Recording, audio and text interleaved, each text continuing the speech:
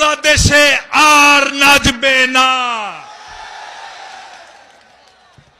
আরেকটা কথা বলি, শেষ করব, আমি বুঝতে পারছি।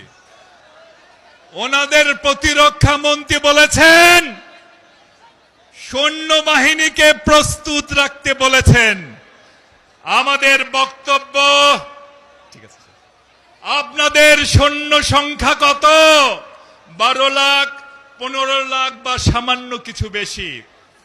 এদেশে যদি কেউ ঢুকতে যায়, কান পেতে শুনুন, বাংলাদেশের সৈন্য সংখ্যা 17 কোটি। আমাদের দেশের ছোট বাচ্চাটিও দেশের জন্য লড়াই করবে।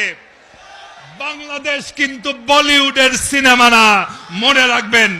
শহীদ জি অমর হোক, দেশনেত্রী বেগম খালেদা জিয়া জিন্দাবাদ, বাংলাদেশের অহংকার তারেক রহমান জিন্দাবাদ। ধন্যবাদ সকলকে।